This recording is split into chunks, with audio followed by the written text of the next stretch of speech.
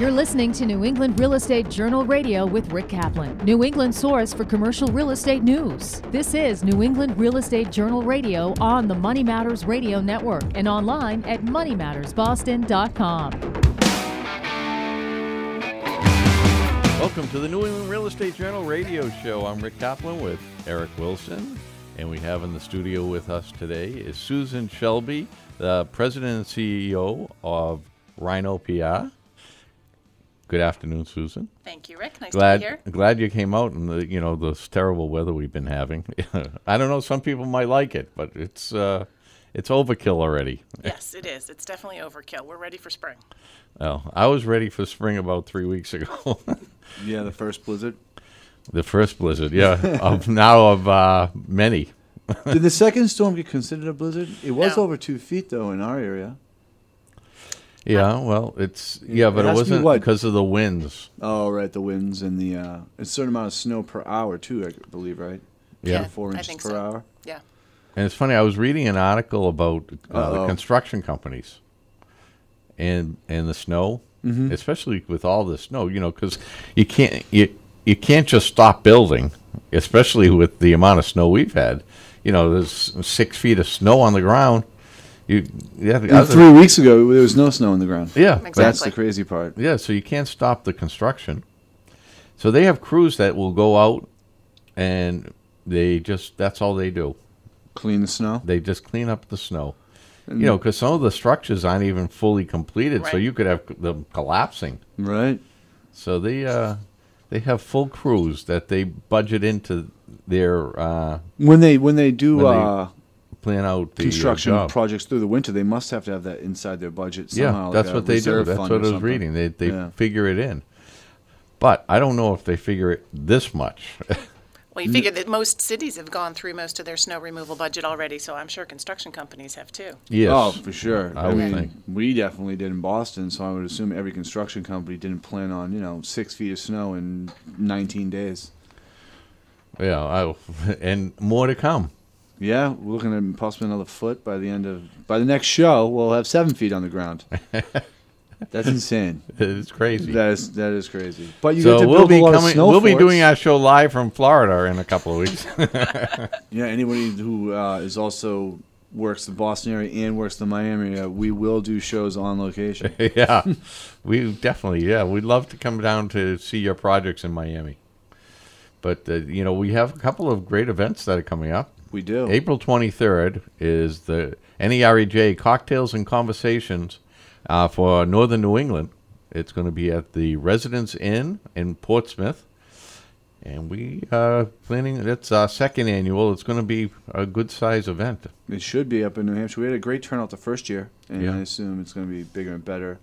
You get to meet all the associations that are part of like New Hampshire Cybor and Merida, and so you get Southern Maine, you get New Hampshire, you get some of Eastern Vermont. So it should be a pretty big group. And one of the big platinum sponsors is Rochester, New Hampshire. Mm-hmm. The mayor usually comes out. And we have Eldorado Stone, who is a sponsor at every one of our events. Yeah, shout out to Carlton Cooper. He does a great job. He loves coming to these events. He gets to meet a wide variety of people and gets to talk about his veneer walls, the Veneer. artificial stones. No, well, what does he call it? It's not artificial. No, it's my that's my lack for a better term. Yeah. I know that if you listen to our show last week in Boston, you can, or 2 weeks ago, you can hear him explain more about what they do. But their big thing is the Fireball right now. Great place. I guess you can't really use it in Boston unless you're shoveling off your patio too. Right. Well, I guess you got to keep that going. Yeah, keep right. all the snow melted around it. But you also have an event the same day, I believe, right? Well, mine's in April. Right. Yeah. So is Oh, ours that's April 23rd? Yeah. April 23rd, yep, the SMPS Northeast Regional Conference at the Boston Park Plaza Hotel. I'm going to be presenting with 2 other people about crisis communications. So Nice. I'm going to be talking about how to put together a plan so that you're prepared, that hopefully nothing happens, but if it does, you're prepared. And then I have Greg Stone from Stone Communications, who's going to talk about media training, how to prepare people to actually talk to the press about a crisis. And then I have Peter Howe from NECN, who's going to talk about what journalists look like when they are look for when they are covering a crisis. Well, we know what they look like. this right here. No, I'm also giving a social media roundtable for BOMA Boston on February 24th, right at I believe it's 2 Center Plaza, and we'll do a roundtable. We'll just talk about social media, kind of what we'll do a little bit with you today in our interview. Just how does it work? Is it worth it? How much time? Things like that. But that's really all the events I can think on my schedule. I know in March we will be touring Anheuser-Busch up in New Hampshire with IREM. I'm fortunate enough to be able to attend that event. I didn't go skiing, though, like Rick just did last week. I was with the IREM group. We went skiing at Loon Mountain. It was unbelievable. I can't stand the snow, but I love to ski. I've been skiing for, show your age. 5 years. I've been skiing for a long time, and I can't remember the last time the conditions were that good. I can imagine getting all this real snow. There's not, they don't have to put the powdered snow up there. We're getting all that good snow. I mean, the conditions were unbelievable. Yeah, the ski resorts are looking out this year. Yeah, they really are. Especially in the last month. Yeah. So they should be all right up until March, too. I would assume the snow's not going anywhere. Oh, they'll be fine until April. Yeah, probably until about April 23rd. Just if you guys don't remember, save those dates. Crisis management or crisis communications with Susan, and join us if you're in the New Hampshire area. Yeah, Northern Mass or New Hampshire, Maine, Vermont. I heard you were confused with a ski bunny. I was confused as a ski bunny, yes. They call you a ski hare?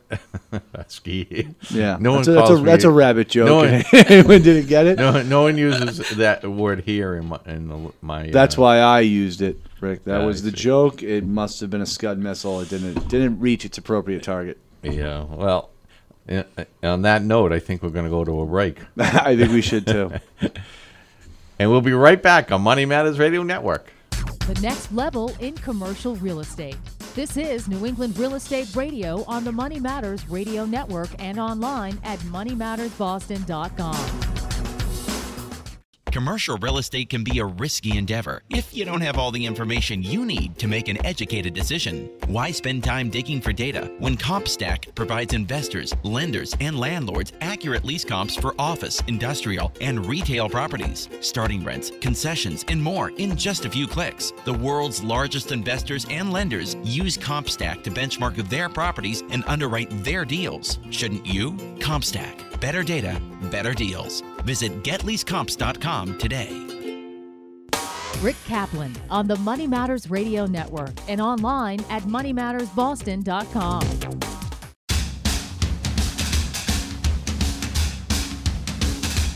And we're back on New England Real Estate Journal Radio. I'm Rick Kaplan with Eric Wilson. And we have in the studio with us Susan Shelby, President and CEO of Rhino PR. And Susan's going to tell us a little bit about PR, for one thing, and probably SEO and all the other things that go along with great PR. All sorts of fun things. All sorts of. Yep.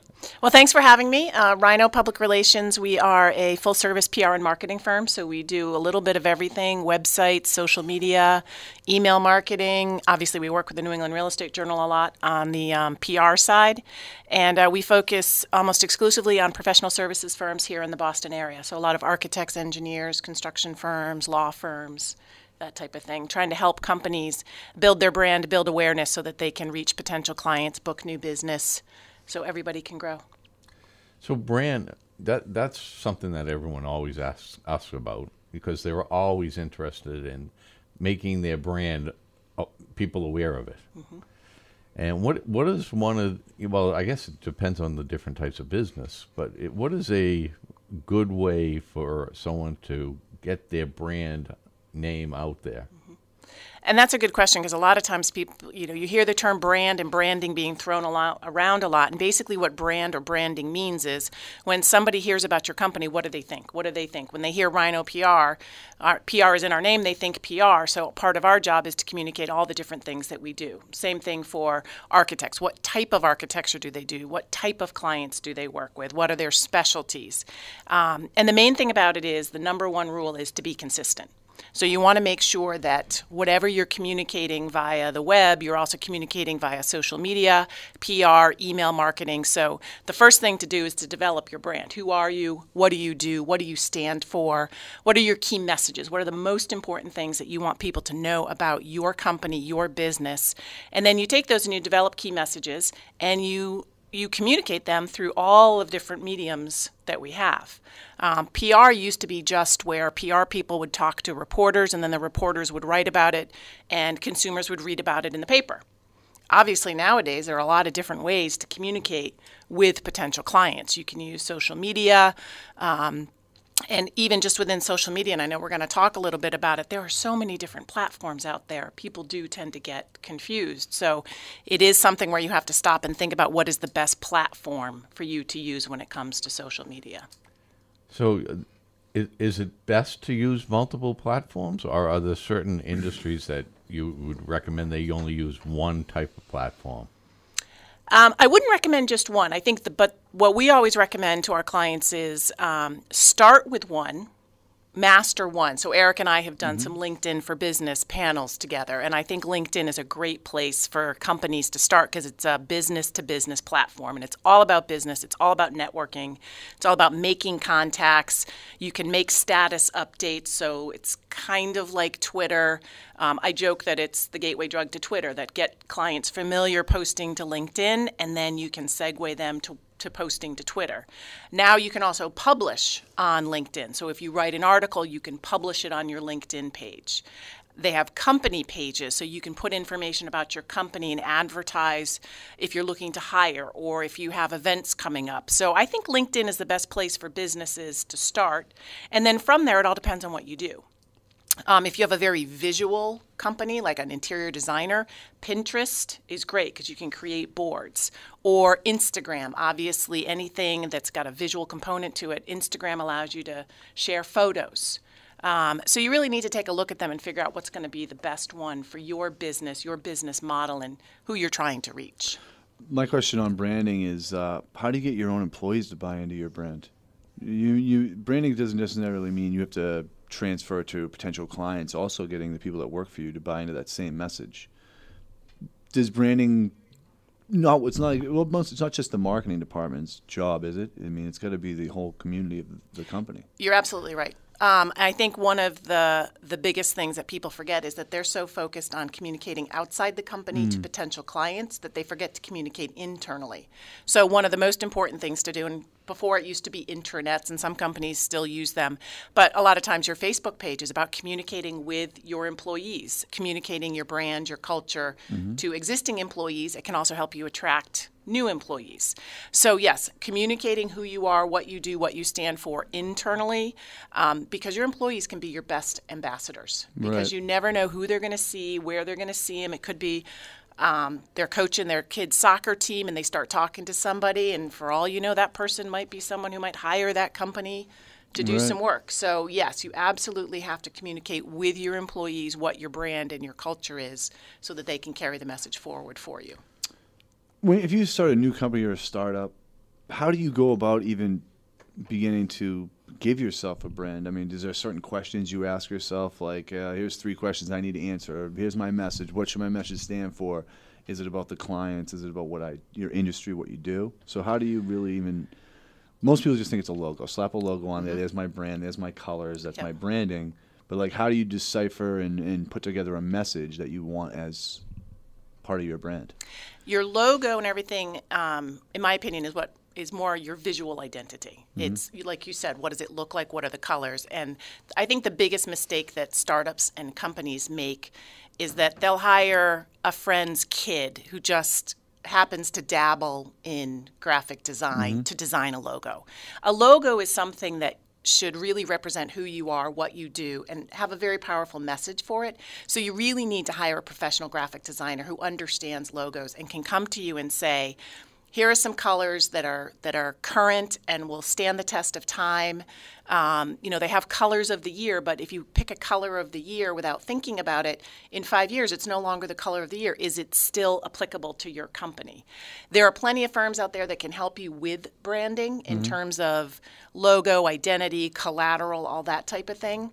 At Rhino, we focus more on the messages. So some of the questions that you asked, we definitely do. Who hires you? Why do they hire you? Who are your competitors, and why would someone hire you over your competitor? What's different about your company? What sort of service do you provide? What problems are you solving for your clients? And we try to dig down really into, when we say who hires you, what is the actual title of the person that is going to hire you? Because then we can tailor our public relations and marketing to reaching those people.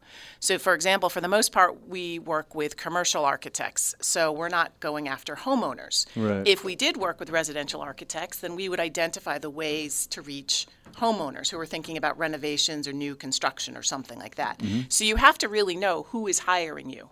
And if you're launching a new service, figuring out who's going to be buying that service so that you put yourself in front of those potential clients. And you have to be where they are. You're not dragging them over to you. You have to put yourself in front of them. So some of these events that you do for New England Real Estate Journal, that's where you can identify, okay, the people that attend those events are the people that might hire my company. Therefore, I should be at those events to meet those people. Network. Get to know them. Right. Yeah. You know what? And I'm not sure if this is the right way of doing things, but you see it all the time, is the CEO or the president of the company having their face tied to their product or their logo or their company, because it gives a face to the business. Is that an important part of a brand? I think it can be an important part. The expression always goes, people hire people they like and trust and want to work with. But the thing about it is it always going to be the CEO that you're going to be working with? So it can be a double-edged sword in that, yes, you want to identify one person, but at the same time, there are many other people within an organization that could have an impact, that could be the one that actually brings in a new client, brings in a new relationship. So it can go both ways.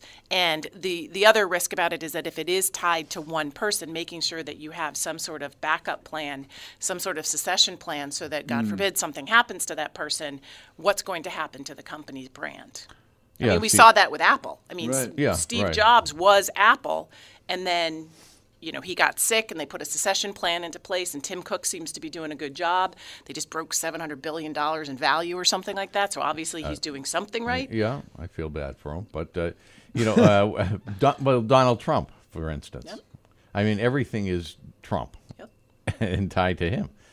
But, as soon as someone mentions that name, that's the first person you think of is Donald Trump. Yep. He's built up quite a brand with that funny haircut.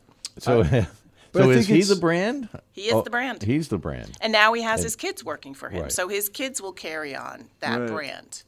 Yeah, I think that, especially in the service industry, I think putting a face to, and like you said, doesn't necessarily be the CEO, just a face that I know in that company. I need to know somebody in that company, whether it be their marketing person, it could be their mail delivery. It doesn't matter, as long as I have someone I trust that company because I know somebody there. He's a good person. And you take their values as a person and you'll put it right on the company.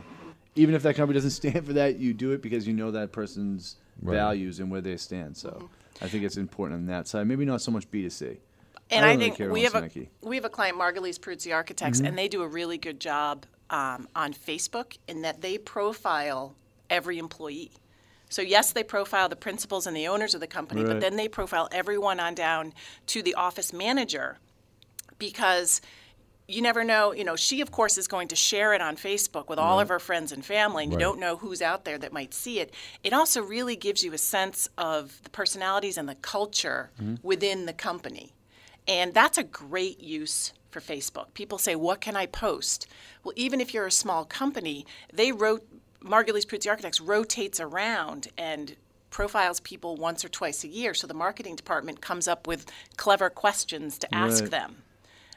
You could do stuff, if you're a big sports fan, do something around the Super Bowl. If you've got an office this year, if you'd had an office in Seattle and Boston, you could have had some smack talk going back and forth or something. So just to give a sense of what your company is like. We did that in 2011 with the New York Real Estate Journal and New England Real Estate Journal when I was actually controlling both, so it was a lot of fun. but I was talking trash back to myself and then answering it was more trash from the other side. But I thought it was really cool. How unique, Eric, talking to himself. That's not as unique as it sounds, right? But I think that's all. Like I said, I think in B2C it might be a lot different. I don't really need to know someone who works at Nike to know that they do shoes. Right. You know, something that's already been long established. But I definitely think in our industry where it's B2B, like you said, networking is so important, knowing someone's so important. Because without trust and without knowing someone, big data can only sway you so much. Yeah, but I've been to websites where it's a company website, and it is not one picture of a human being that would work in that company. So you see no faces, and all you see is print or maybe a picture of a product. Mm-hmm. But you see no pictures of a specific person or people. So you know when you're doing business with someone, especially if you're doing it online, I would think you would want to see some kind of a face, so you could relate to. Oh, this person looks like they're an honest person. I don't mind doing business with them. And I think that one of the number one things that I tell our clients when we help them with LinkedIn is make sure you put up a professional headshot. Don't just leave the outline that LinkedIn gives you. Don't put an avatar. Don't put your favorite sports team's logo. LinkedIn is about people. And 9 out of 10 times, if you're going to have a meeting with somebody, they are going to check you out on LinkedIn before. Especially if, say, you're meeting in a coffee shop. I want to know at least who I'm meeting, so I don't walk up to every strange guy and say, "Hi, are you Eric?" But That's then what also, I do. why am I not surprised? And then after the fact, they might go up and check it out and want to connect to you in something. And if you type in a name, I mean, Eric Wilson is a fairly common name. If I can't see your picture, I don't know which Eric Wilson I'm supposed to connect with. So I think that's very important. And going back to what you were saying, Eric, about B2C and everything, the consumer marketing and PR is very, very different because in professional services, you can run ads, and advertising is a very powerful tool if it's done properly. You know, with you plan out your media buying, you don't advertise just once, advertise on a regular basis, make sure the branding's there, et cetera. But in our industry, no one is going to look at an ad and hire you to design or build a $50 million hospital. Mm-hmm. They might see that and say, wow, they just finished Maine Medical, and I'm about to do some hospital renovations. I really should talk to them because it looks like they have extensive healthcare experience. Then they might go up to your website. Then they might check through LinkedIn to see who they know, who knows you, and then who is the contact at Maine Medical that worked with you. Maybe I'll give him or her a call and find out how the experience went. But it's a process. So in our industry, it's all about relationships. And I recently moderated a healthcare panel for SMPS Northern New England, and they were all saying that it's a relationship. They get to know you. If you follow through on what you say you're going to do, then you're on their good list. The first time you lie to them or say, yes, I can do that, and you really can't, boom, you're off the list. And that's it. Right. I can understand that. Yep. You know, people want... When they are paying for something, especially, they want it done the correct way. Yeah. And if it's a problem, they're not going to do business with you again. Which I think applies even in consumer. I mean, if you have someone come out to paint your house and they do a crappy job, you're never going to hire them and you're not going to refer them to someone. Mm-hmm. But when you're talking about a major multi-million-dollar project, I mean, you have to be careful. Right. And that's where I think you really need to stop and think about who you are and who you're targeting to make sure that you're targeting the right people. Well, especially a multi-million-dollar project, because you do one bad job and that's it. You're done. Yep. You probably won't do any more in that area. Just like on the flip side, you do one good job, that's going to carry you forward because it's a very small community. So if you're working in independent schools, the business managers all talk to each other. Hospital executives, they all talk to each other. Right. Yeah. So that's a great segue into my next question. We are a very confined group of people in our industry. There's only so many, and we kind of know everybody. Boston's been around for quite some time. And how do you, when someone comes to you and says, I need my brand to stick out, there's a lot of brands that need to stick out. We're all in the same kind of pond, and when there's not new people coming in and things like that, how do you get someone to reinvent themselves in this industry in order to stand out? Well, if they're coming to you and saying, I want to stand out, that's great. Because first of all, they need to be willing to do it. They need to recognize that maybe what they're doing isn't working. And we saw a lot of this during the downturn, that there were some companies that just kind of hunkered down and said, I'm going to ride out this storm. And there were other firms that said, we're going to invest in marketing and we're going to, really make ourselves stand out, because you went from RFPs where there was a short list of maybe 10 firms to where they had 30 firms on a short list because everybody was available to work. Everyone was cutting their prices, and so it became very, very tricky. So the number one thing that we talk to our clients about is thought leadership. So if you think about it, when you look at ads or you look at what people are putting out there in terms of marketing collateral, they talk all about what they do in their services. We do geotech and environmental engineering. We do pre-construction and construction management.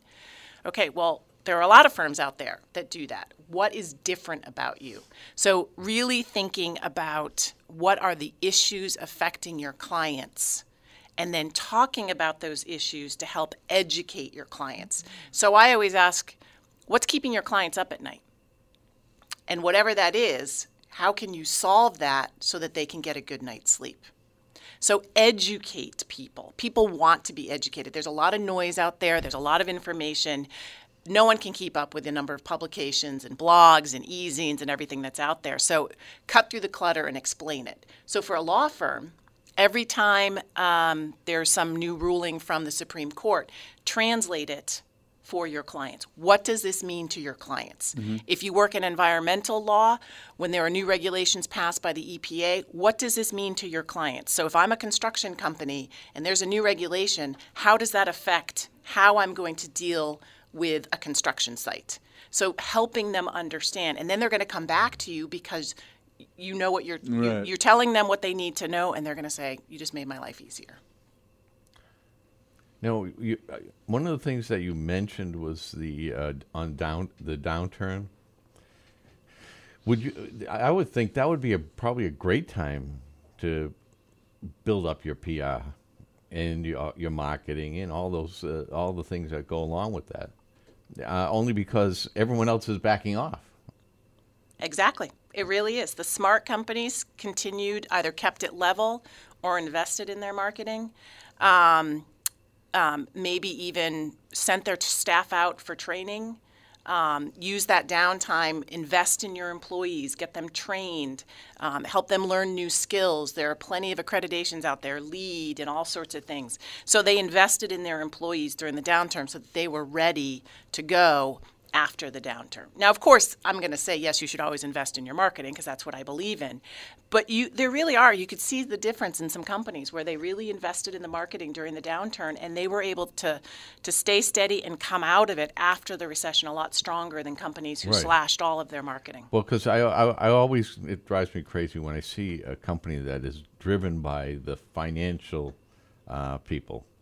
Instead of having their financial people and a marketing department, all running separately or even together, But you have companies that will just have their financial people because it's a downturn. They're controlling everything. And the first thing they want to do is, well, we don't need marketing. We don't need sales. We'll cut all that excess out, and now we're going to just live off the revenues we have. Yep. So they go nowhere for the whole downturn, and then when the downturn comes up, now they're struggling to find out how do we get back to where we were. They cut off their arms and their legs. How are they supposed to move? That's right. I agree. They're keeping their core together. That's it. But that's how financial people always think. Right. Well, and I think for marketing people, and I emphasize this a lot, and I feel SMPS does a good job with this, marketing people need to understand the business aspects of running a professional services firm. They need to understand how the numbers work. And they need to be able to talk to their finance people about what the return on investment is. So you need to be able to say, okay, we're going to invest this much in search engine optimization so that anytime someone types into a search engine, residential architecture Boston, that our company's name comes up. And they need to say it's going to cost us this much, and then they need to go back to them and say, here are the results that we've generated. If we take some more money, we can increase those results. Or So we need to start thinking about it and putting it into terms of, okay, we're going to make that investment in marketing. What are we going to get out of it? And public relations can be really tricky. So we once had a construction client say to us, I want results in 6 weeks. Most publications are on a 4 to 12 week publishing cycle. So within 6 weeks, you're talking about a very limited number of publications to get into. So part of that is our job to educate our clients that if you're going to do this, if you're going to do marketing and PR, you need to invest and you need to make it the decision that you're going to do this for at least a year. So if you're going to advertise, figure out a media plan for a year. What are the best publications? Pick the same size ad. New England Real Estate Journal. Run it in the certain issues. No, and I then, agree with that 100%. Yeah. You know, because a lot of people think, oh, well, I put an ad or I make it commercial and I make one and I put it out there. All of a sudden, my phone's going to ring off the hook. Yep. I And think nothing happens. So, you know what? Well, it's your fault. this It's is a not great my segue fault. to my next question, and I was going to touch upon it earlier, but I waited. But the generation we have now is immediate. I need immediate satisfaction, and that probably has a lot to do with finance people too. If I'm putting money out, I need to see ROI immediately in order to validate what I'm doing. Marketing and advertising are totally different. It's something that's consistently there, and same with content marketing the same way. It has to be consistently there because at one point in time, someone's going to bring something up, and I'm going to say, I remember seeing something. Let me look that company up again on Google. I remember reading something. It's mostly about staying top of mind. How do you convince people to listen? Even a year is pushing the shorter limits because in a year and a half that person may need you. Right. Because these projects take 6 months to even get put on the table, Right. and then another 6 months to be voted in by the zoning area. You know what I mean? So there's just so much time in between these jobs. How do you get people to say, I have to trust you? I need to put 2 years of advertising out there, 3 years, and then I'll see ROI. How do you get people who I need the immediate gratification to buy into that? I mean, the immediate gratification is a very difficult thing.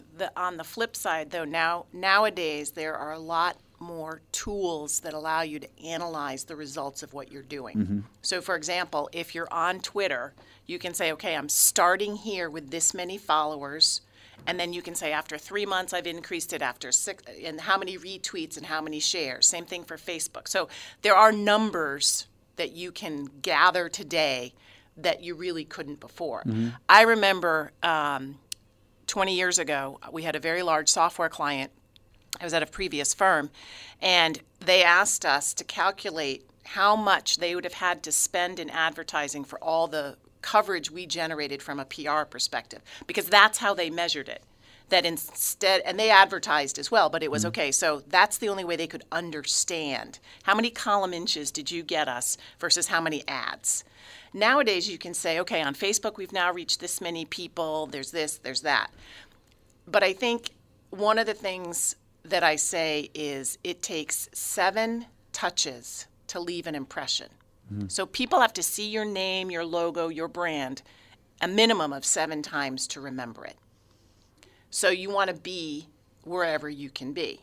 Now, in the professional services industry, most people understand that it's a relationship, that it can take a long time, that a major project, especially if it's a public project in Boston, can take 5 to 10 years, if not longer.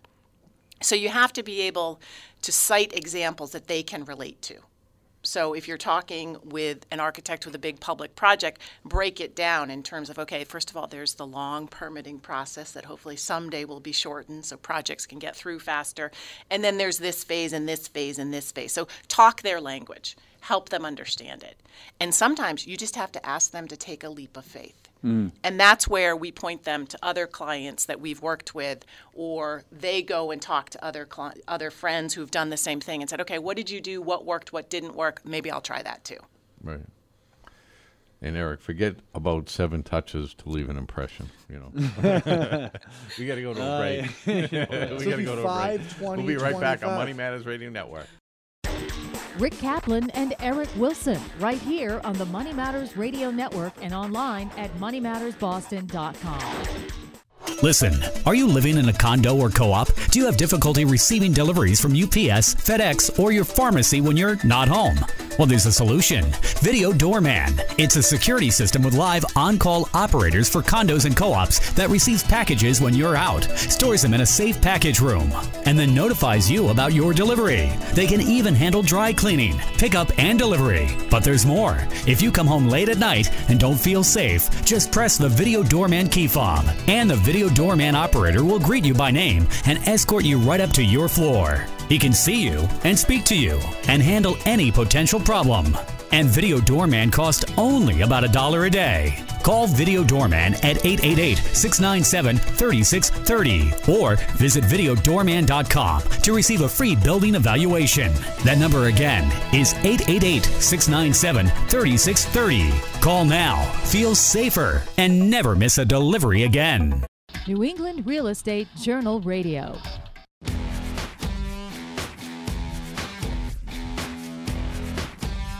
And we're back on New England Real Estate Journal Radio. I'm Rick Kaplan with Eric Wilson, and we're talking with Susan Shelby, the president and CEO of Rhino PR. And before we went to a break, Eric had, while we were at the break, Eric had a question. And before he forgets. We had talked about PR marketing, and I think now we can touch a little bit on social media. And you had mentioned, we start with this many followers, and now you're at this many followers, and those numbers are all good. How do you justify those numbers? Because numbers can be skewed either way. I could say, you only have 3,000 followers, or I have 3,000 followers. Like, those are two different things, and the way I expressed them is differently. Of those 3,000, do these companies have to go vet through those people to find out, okay, this is actually a lead generated, or this is just more noise coming through the social media avenues? How do you talk to potential clients in doing an SEO social media campaign when, again, those numbers are possible leads, maybe, who knows, or are they even being invented, or is it just, hey, here's the numbers, this is why you should invest? And I think with anything with numbers is you have to look, in my opinion, you have to look at the quality, not just the quantity. We have an online media database that probably has 50,000 publications. Doesn't mean every single publication is a fit for every single client. So that's our job to go through and say you should be in these 10 publications, and let's really focus on those 10 publications. Same thing with these numbers. Just because people follow you doesn't mean you should follow them back.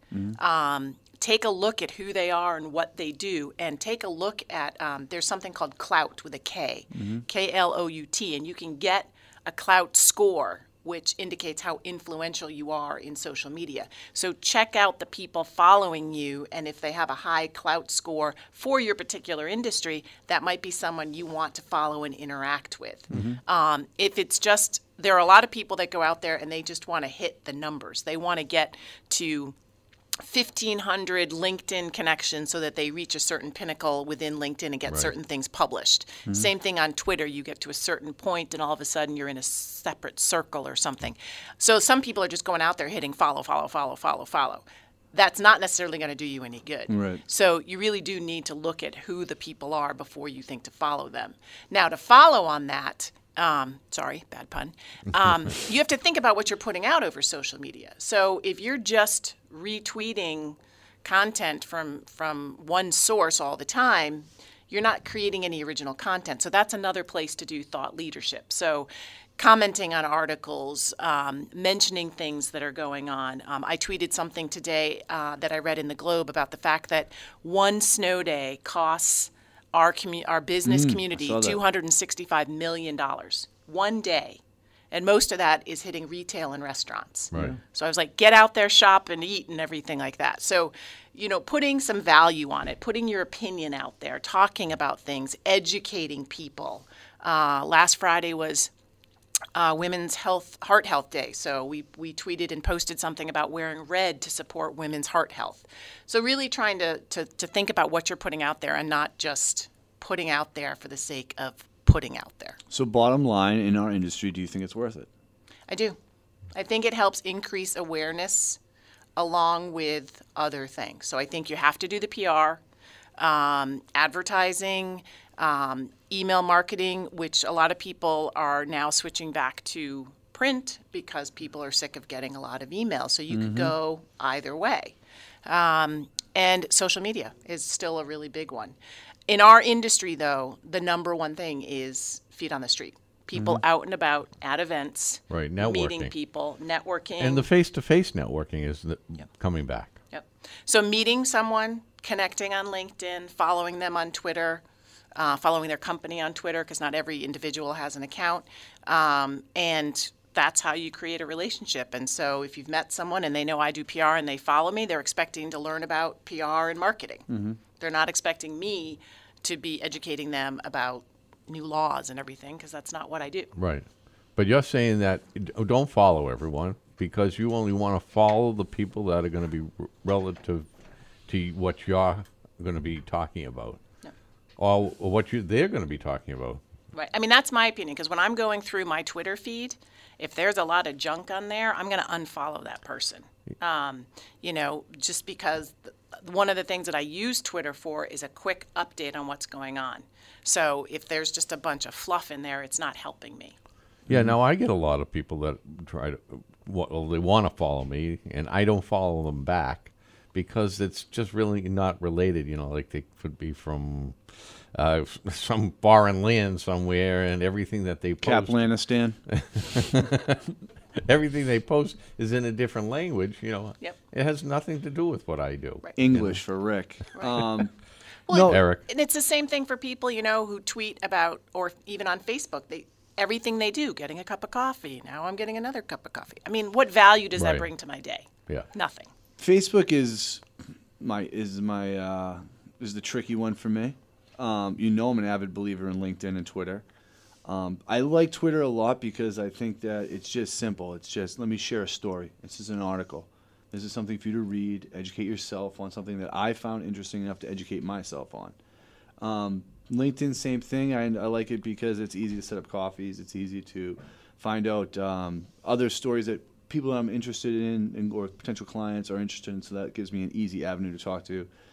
Facebook's one of those weird things for me because people tend to vent on Facebook. They tend to let their emotions get involved. This person doesn't they know there's snow on the road? Why are they pulling out in front of me? And this is what's written in Facebook. So it allows me to judge people far more viciously. Well, I think my own side. Facebook is more for the personal use as well as for just like a consumer. Right, but the reason I say that's tricky is because just this year, I was anti-Facebook. I wouldn't let anybody be friends with me on Facebook because I only talked about disc golf or what I was doing with my life or friendship things. But I've had great relationships now with Iram who've reached out to me. I'm friends with you on Facebook as well, Susan, and my relationship's gotten better with those people. I know more about them. I feel like I'm almost part of their friends. I go to cookouts now and things like that I wouldn't do on the business side of my life, which has helped my business side. So that's why I find Facebook to be really tricky. And plus, now they can't not invite you because you're going to I'm see on it. Yeah, See it, yeah. yeah. It's in my feed, baby. You got to let me go. Well, what Oh, I was damn. going to say We was gotta invite 'em. I do look at it as there's Facebook and there's Facebook for business. So I have a personal Facebook page, but we also have a Rhino PR Facebook page. Right. I post very different things. Now, a lot of times when on my feed, the Rhino PR feed shows up, I might sometimes share that Right. with my friends because I don't expect my friends and family to follow Rhino PR because they're not looking for PR. Right. So I look at them as two different entities. So I have my business one and I have my personal one. But I'm like you. There are times when I get requests on Facebook from other parts of the world or something like that, or just because I have two golden retrievers. I follow a number of different golden retriever groups. Somebody just contacted me to become friends because she's in the group. Well, there are 20,000 people in the group. Doesn't mean I want to be friends with you. And the good thing now is that Facebook does have a lot of tools. So if people are the type that are complaining or they just post inane stuff all day long or they're constantly inviting you to join a game, you can hide them on your feed because I do find sometimes that I prefer to do Facebook on my phone because I don't get all the promotions. Right. So I'm there the are same way. ways Right. around it. I agree on the same. But I had the problem with Facebook, not just from those people that wanted to follow me that had the different languages, from strange women from all over the place I understand I'm a real sexy looking guy, but these are women that are like half my age that want to follow me for some reason. I'll be honest with you, Rick. You're the first guy I've ever heard that said that's a problem.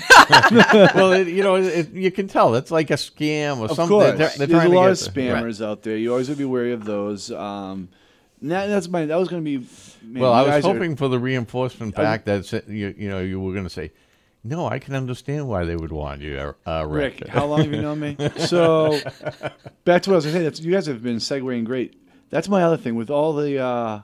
I don't know if you saw the Twitter CFO got hacked yesterday, earlier this week. For those who listen on Saturday, it was on Monday or Tuesday. People they have a huge fear, especially in our industry. I'm a super extrovert. I don't know if anyone's ever noticed, any of our listeners. But I find there's a lot of introverts as well in our industry. So it's almost like a 50-50.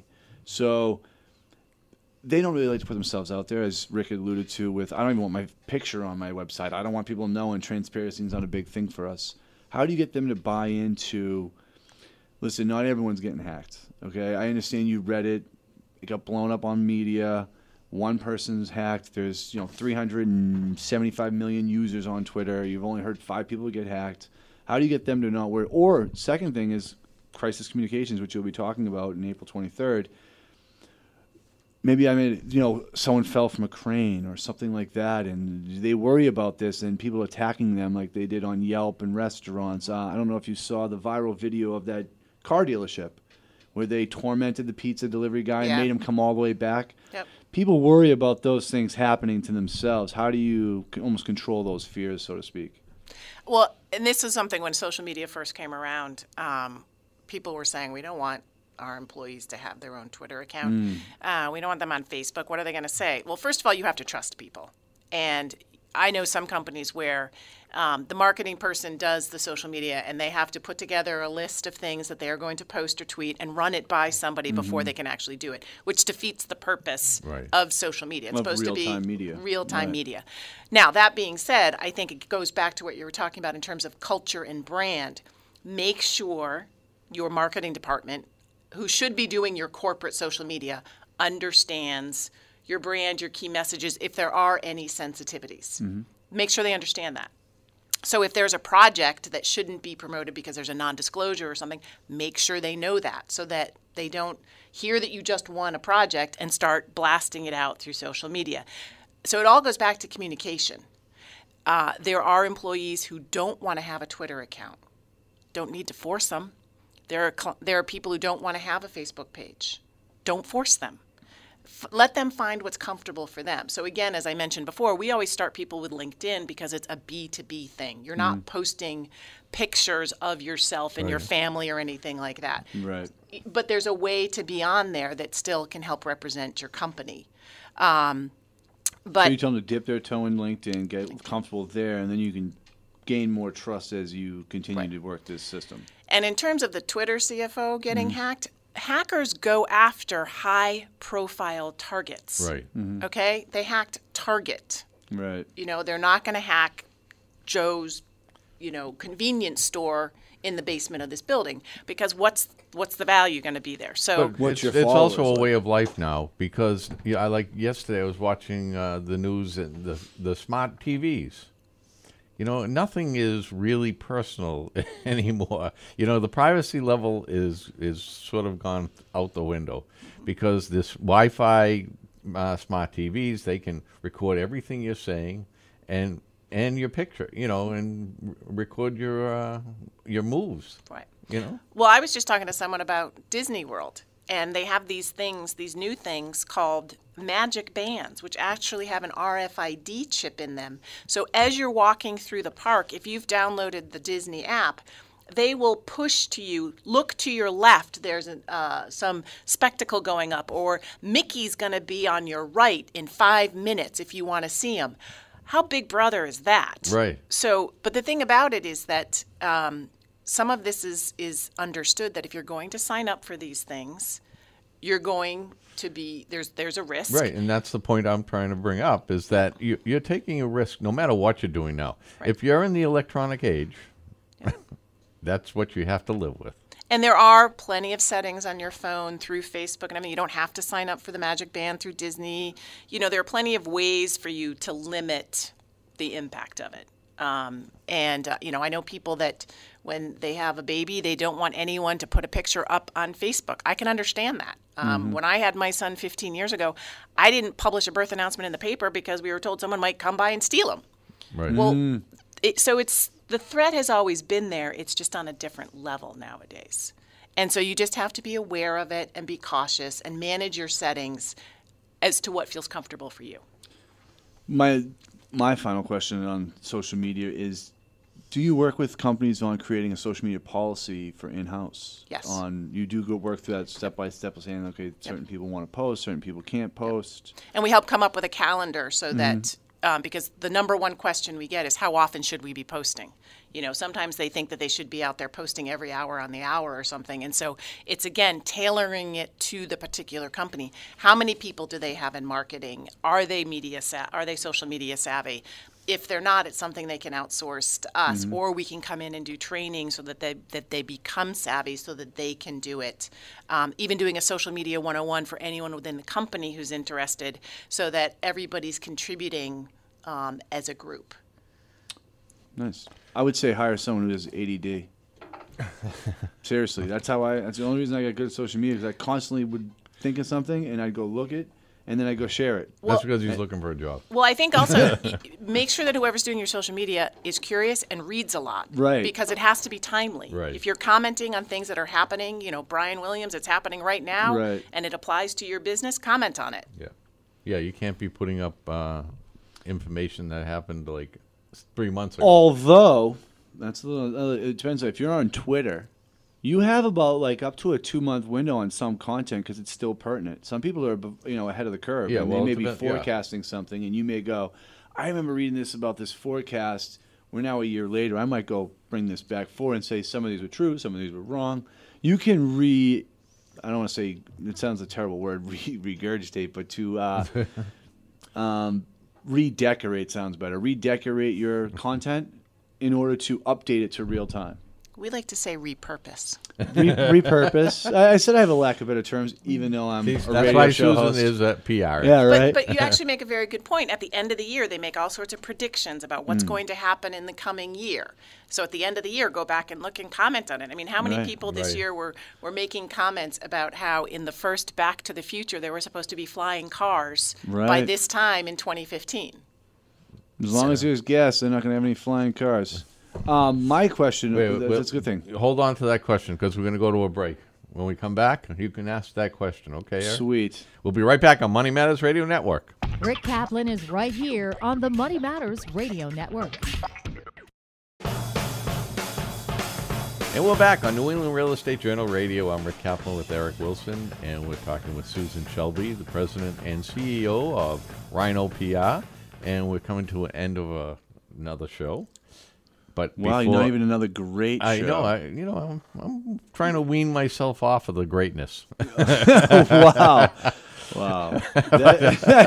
It's also the first time I've ever heard someone say that.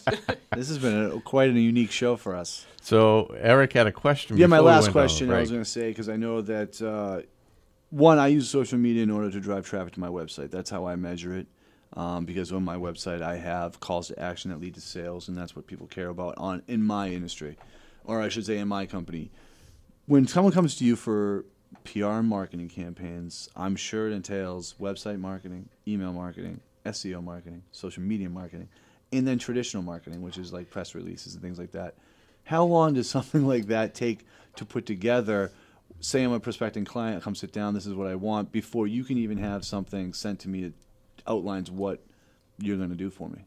How long does it take to put together a program for someone? To put together that whole plan of a marketing thing? Normally it takes about 1 to 2 months, depending upon the availability of the people within the company. Because what we do is when we first are engaged by a client, we take half a day to sit down and ask all of the questions to figure out where they should be. So in terms of PR and advertising, we need to figure out which publications they should be in. So we need to understand what sort of clients they're targeting. If you're targeting higher ed, we need to know that. If you're targeting academic medical centers, that's a different set of publications. Some of them overlap, some of them don't. So we spend half a day, sometimes even longer than that, depending on the size of the firm, to really, we pick their brains, we ask them a ton of questions, we just get them to download as much information to us as they possibly can, and then we go back and start putting that all together. Mm-hmm. And you said it takes between 1 and 2 months before you outline it all down? Outline it all down, because it really, the more information we can get from them, the faster we can pull it together. We did something last summer where we spent 3 months doing a top-to-bottom marketing communications audit for a company. So we looked at everything. We looked at their website, their social media, their press releases, their email marketing, all of their collateral, their proposals and everything. And it was a 3-month period between the time we started and the time we presented our recommendations to them as to what we thought they should do. Wow, so you do that as well? You come in and you'll look at someone's existing program and then break it down and see where it's working, where it's not working. Yep. Wow, that's No, pretty if crazy. someone How do is you interested- One second, we have one more. Oh. How do you analyze all that? Do you have your own custom platforms you use, or you break down different platforms, throw it in some spreadsheets, and run your own system? Not even. For this one, we put together, it was a very lengthy Word doc that broke out exactly what we looked at, what our recommendations were, and then we boiled it down to an executive summary and a PowerPoint to present to the president of the company. Okay, nice. Now you're okay. Are now you you finished, now you Eric? can go, Rick. You finished? Hey, 7 touches to leave an impression. So, Susan, if someone wants to put together a PR program with you, how would they get a hold of you? All my contact information is on our website, which is rhinopr.com, and you can reach us at info@rhinopr.com, or I'm Susan at rhinopr.com. Easy enough. Easy enough. And I want to thank our sponsors of the show, Rochester, New Hampshire, City of Rochester, New Hampshire, City of Hartford, Connecticut, CompStack to get all your comps. Lease comps, yeah. Lease comps, or even building property comps. If you also Virtual Doorman. Virtual Doorman is the other one, and this. Well, before you go, don't forget April 23rd, Portsmouth, New Hampshire for the New England Real Estate Journal event. April 23rd, Boston for the SMPS Northeast Regional Conference with Susan, Crisis Communications, and myself. February 24th at BOMA at 2 Centers Plaza Social Media Roundtable. And this deal is done.